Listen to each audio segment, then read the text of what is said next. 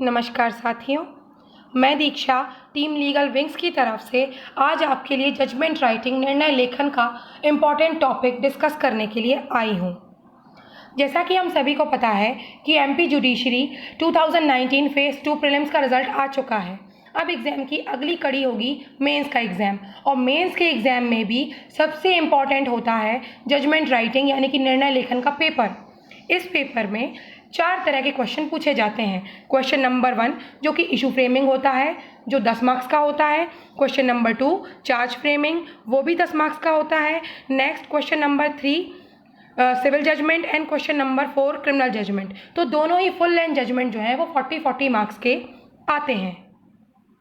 इसके बाद यदि हम बात करें कि रिक्वायरमेंट ऑफ मॉडल जजमेंट क्या है, यानी कि हम कब कहेंगे कि कोई जजमेंट आदर्श तरीके से लिखा गया है, तो सबसे पहले तो आपकी अभिव्यक्ति का जो तरीका है वो हिंदी या इंग्लिश जो भी हो, यानी कि आपकी लैंग्वेज में करेक्टनेस होना चाहिए, करेक्ट लैंग्वेज ऑफ एक्सप्रेशन हो, जो कि चाहे हिंदी में लिखा गया हो या इंग्लिश में लिखा गया हो या फिर जो भी कोर्ट की लैंग्वेज है उसमें लिखा गया हो। नेक्स्ट पॉइंट आता है कि पूरे पैराग्राफ्स को आपने अकॉर्डिंगली अच्छे से उसे फ्रेम किया हो। और लास्ट में आपकी इंपॉर्टेंट चीज़ आती है प्रॉपर मार्शलिंग और एप्रिसिएशन ऑफ एविडेंस, जिसको हम कहते हैं साक्ष्यों का क्रमबंधन किया हो आपने, और ये आपके जजमेंट को हमेशा ही अच्छा बनाएगा। अब यदि हम ये कहें कि क्वालिटी ऑफ जजमेंट एग्जैक्टली होती क्या है, तो ध्यान रखें कि क्वालिटी ऑफ जजमेंट हमेशा डिपेंड करेगी कि आपके प्रेजेंटेशन ऑफ फैक्ट पर, कि आपने किसी भी प्रॉब्लम के फैक्ट्स को किस तरीके से प्रेजेंट किया है। नंबर 2, यदि आपने प्रॉब्लम में इश्यूज़ को फ्रेम किया है या फिर आपने चार्जेस को फ्रेम किया है, और उसके बाद यदि आप बार बार उसी बात को या साक्ष्यों की पुनरावृत्ति करते हैं, तो ये आपके जजमेंट को लेंदी भी बनाएगा और लिखते लिखते इसमें आगे जाके कन्फ्यूजन भी क्रिएट करेगा। अब यदि हम नेक्स्ट देखते हैं तो सबसे इंपॉर्टेंट चीज़ आती है कि पैराग्राफ लिखने का सीक्वेंसिंग क्या हो, जो है हमारे आज की वीडियो का मास्टर स्ट्रोक। तो कृपया इसे देखने के लिए वीडियो के अंत तक बने रहें। अब मैं सबसे पहले बात करूंगी ज्यूरिसडिक्शन की। सबसे पहली बात तो यह है कि मैंने ज्यूरिसडिक्शन का मैटर इसीलिए डिस्कस किया है क्योंकि प्रॉब्लम का फर्स्ट पैराग्राफ पढ़ के, चाहे वो सिविल मैटर हो चाहे वो क्रिमिनल मैटर हो, उसको पढ़ते ही आप ये डिसाइड कर लें कि हमें जो मैटर है वो किस कोर्ट में दाखिल करते हुए जजमेंट को आगे लिखना है। सबसे पहली बात, मैंने यहाँ पे सिर्फ सिविल जज क्लास 2 और सिविल जज क्लास 1 और जुडिशियल मजिस्ट्रेट फर्स्ट क्लास और जुडिशियल मजिस्ट्रेट सेकंड क्लास के ही ज्यूरिसडिक्शन की बात की है, क्योंकि छत्तीसगढ़ और राजस्थान स्टेट्स की तरह पर एमपी में कभी भी सेशंस ट्रायल्स नहीं पूछे जाते हैं। इसीलिए हम अपने उसी सिनेरियो पर स्टिक रहेंगे जहाँ पे रिपीटिटिवली यही 2 जजमेंट्स बेसिकली पूछे जाते हैं। सबसे पहले मैं बात करूंगी सिविल मैटर्स की। तो कोई भी सिविल जज क्लास 2 जो होता है वो 0 से लेके 5 लाख तक के मैटर को एंटरटेन करता है। नंबर 2, जो सिविल जज क्लास 1 होता है वो 5 लाख से लेके 1 करोड़ तक के मैटर को एंटरटेन करेगा। वहीं पर कोई यदि क्रिमिनल मैटर है तो जुडिशियल मजिस्ट्रेट सेकंड क्लास जो होता है वो 1 साल तक का इम्प्रिजनमेंट और 5 ईयर्स तक के फाइन को दे सकता है, और वहीं पर जुडिशियल मजिस्ट्रेट फर्स्ट क्लास जो है वो 3 ईयर्स तक का इम्प्रिजनमेंट और 10,000 तक के फाइन को प्रोवाइड कर सकता है। इसके बाद इंपॉर्टेंट चीज़ आती है आपका सिविल जजमेंट की। तो हमेशा एक चीज़ को ख्याल रखें कि सिविल जजमेंट को लिखने से पहले ये आपकी ड्यूटी है कि आप किसी भी आइडेंटिफिकेशन मार्क्स को ना लिखें। जैसे कि हमने लिखा इन कोर्ट ऑफ सिविल जज क्लास 2, तो ए, बी, सी या फिर एक्स, वाई, जेड इस तरह के किसी भी आइडेंटिफिकेशन मार्क्स को आप ना लिखें, क्योंकि यदि प्रॉब्लम में आपको डिस्ट्रिक्ट प्रोवाइडेड है तो डेफिनेटली आप डिस्ट्रिक्ट लिखिए, लेकिन अगर प्रोवाइडेड नहीं है तो आप उस जगह को खाली छोड़ दें। ऐसा करने की सलाह मैं आपको इसलिए दे रही हूँ क्योंकि विगत कई वर्षों में ऐसा देखा गया है कि जिन किन्हीं की भी कॉपी में किसी भी तरीके का आइडेंटिफिकेशन मार्क्स है, इवन ABC, XYZ, तो उनकी कॉपियाँ रिजेक्ट कर दी गई, उनका प्रॉपर इवेल्युएशन भी नहीं हो सका। तो हमारी कॉपी और हमारा करियर जस्ट इन 1-2 छोटी गलतियों की वजह से डिलेमा में ना आ जाए, तो ये हमारी ड्यूटी है कि हम इसे प्रॉपर तरीके से लिखें। तो सबसे पहले हम इसमें लिखते हैं इन कोर्ट ऑफ सिविल जज क्लास 2, डिस्ट्रिक्ट प्रोवाइडेड है तो उसे लिखें। नेक्स्ट आपकी बात आएगी civil suit number. Next RCS A। अब मैंने RCS A क्यों लिखा? A लिखा है यदि मान लीजिए कोई सूट पर्टिकुलरली ऐसा है जो कि प्रॉपर्टी से या इंजंक्शन से या किसी डिक्लेरेशन से रिलेटेड है, तो वो सूट नंबर A की कैटेगरी में आता है। यदि यहीं पर कोई सूट ऐसा है जो कि मनी रिकवरी या धन की वसूली के लिए है तो वो सूट नंबर बी कहलाएगा। अब यदि कोई मैटर ऐसा है जो ना तो डिक्लेरेशन है, ना इंजंक्शन है, ना कोई प्रॉपर्टी है और ना ही मनी रिकवरी है, तो वो सारे मैटर्स जो है एमजीएसई मिसलिनियस वाले प्रोविजंस सेक्टर्स में चले जाएंगे। ठीक है, अब हम सबसे पहले लिखते हैं A, son of, age, business, residence, district और फिर ये सब लिख के लिखते हैं हम प्लेंटिफ। नेक्स्ट हमारा आता है वर्सेस में जो भी अपोजिट डिफेंडेंट होगा उसका सारा डिस्क्रिप्शन। नेक्स्ट हम लिखते हैं Shri dash advocate of plaintiff, Shri advocate of defendant. सबसे पहली बात, यदि आप ये देखें कि आपके पास समय कम बचा हुआ है, क्योंकि कई बार प्रॉब्लम पढ़ने में ज़्यादा समय लग जाता है, तो यदि आपके पास लगता है कि आपके पास सफिशिएंट टाइम है तो आप इसे लिखें, अदरवाइज आप इन 2 लाइन्स को स्किप भी कर सकते हैं। नेक्स्ट आपका आता है judgment delivered on dash day of this. तो देखिए, इसको आपको ब्लैंक ही छोड़ना है, कोई भी रिमार्क्स नहीं लिखना है। कुछ लोग सलाह देते हैं कि आप इसमें एग्जामिनेशन डेट को डाल दें, मगर आप ऐसी गलती बिल्कुल ना करें, क्योंकि कहीं ना कहीं ये भी रिमार्क्स की कैटेगरी में आ जाएगा। सेम एज मैंने सिविल के हिंदी जजमेंट का भी प्रोफार्मा आपको बताया हुआ है, तो ये रहा आपका हिंदी का प्रोफार्मा जो कहता है न्यायालय व्यवहार न्यायाधीश वर्ग 2। यदि मध्य प्रदेश प्रॉब्लम में दिया हुआ तो मध्य प्रदेश बिल्कुल लिख दें, कोई दिक्कत नहीं, और अगर नहीं दिया हुआ है तो बिल्कुल ना लिखें, खाली छोड़ें। फिर आत्मज, आयु, व्यवसाय, निवासी, तहसील, जिला, वादी, इन्हीं के वर्सेस में जो प्रतिवादी हैं उनका पूरा डिस्क्रिप्शन डालें। वादी की ओर से अधिवक्ता श्री और प्रतिवादी की ओर से अधिवक्ता श्री, और निर्णय आज दिनांक को पारित। ठीक इसी तरह से क्रिमिनल जजमेंट भी हमारा आता है। तो क्रिमिनल जजमेंट में भी हमने लिखना है कि in court of judicial magistrate first class, same as district provide है, जिला प्रोवाइड है तो लिखिए, अदरवाइज बिल्कुल ब्लैंक छोड़ दीजिए।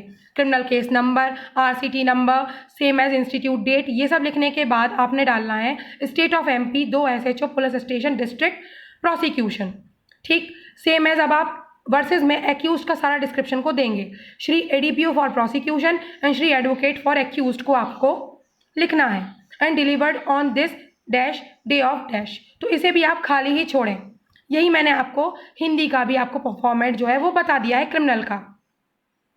अब जो मास्टर स्ट्रोक ऑफ वीडियो है वो ये है कि हमें ये देखना है कि किस तरीके से हम अपने मैटर को और जजमेंट को प्रॉपर सीक्वेंस में लिख सकते हैं। सबसे पहले तो मैं आपको बता दूं कि सिविल में यदि जो बर्डन प्रूफ की बात करें, तो यदि सिविल में प्लेंटिफ ने कहा है कि पर्टिकुलर प्रॉपर्टी हमारी है और हमारी पैतृक संपत्ति है या हेरिडिटरी में या विरासत में हमें मिली है, तो ये प्लेंटिफ को ही साबित करना पड़ेगा। ठीक है, ये इसको साबित करने की जिम्मेदारी डिफेंडेंट की नहीं होगी।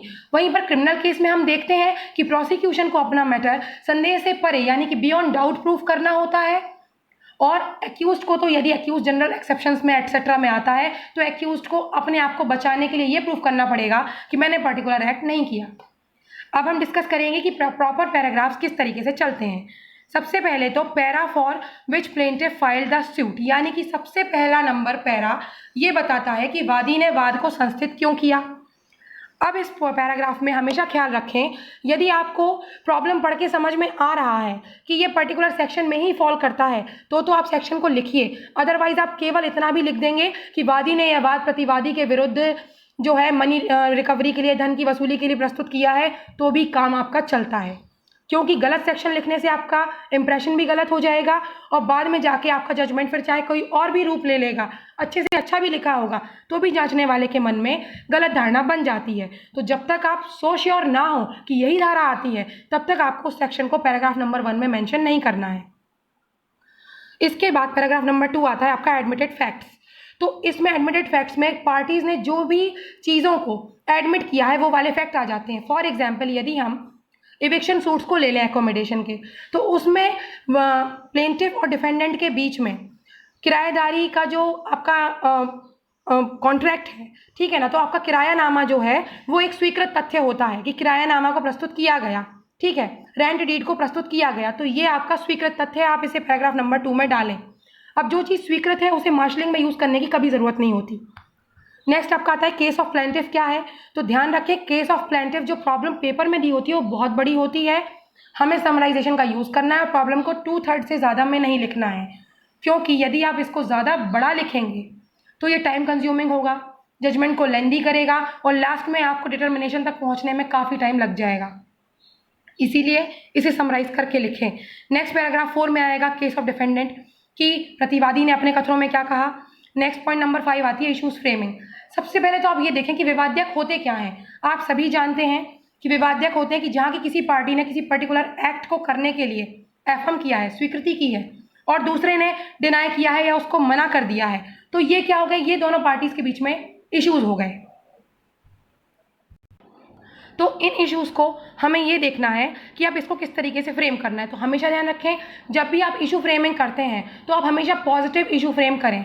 किसी भी तरह का नेगेटिव फॉर्मेट रखने वाला इशू को फ्रेम ना करें, क्योंकि कहीं ना कहीं ये आगे जाकर मार्शलिंग को डिस्टर्ब कर सकता है।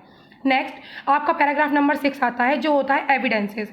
अब एविडेंसेस वाले फॉर्मेट में हमें ये बताना होता है कि प्लेंटिफ ने अपने समर्थन में किन किन विटनेसेस के स्टेटमेंट कराए और कौन कौन से डॉक्यूमेंट्स पेश किए, और हमें डिफेंडेंट के स्टेटमेंट, डिफेंडेंट ने जिनके स्टेटमेंट कराए हों उनके स्टेटमेंट और उनके द्वारा पेश किए गए डॉक्यूमेंट्स के बारे में ब्यौरा देना होता है। ये पैराग्राफ लिखने का बेनिफिट ये होता है कि यदि आपने ये लिख दिया तो ध्यान रखें, मार्शलिंग करते वक्त आपको बार बार प्रॉब्लम पे नहीं जाना पड़ेगा। आप इजीली पैराग्राफ नंबर 6 को पढ़ के अपने टाइम को सेव कर सकते हैं। नेक्स्ट आपका पैराग्राफ नंबर 7 आता है साक्ष्यों का क्रमबंधन, जिसे हम कहते हैं मार्शलिंग ऑफ एविडेंसेस और विटनेसेस।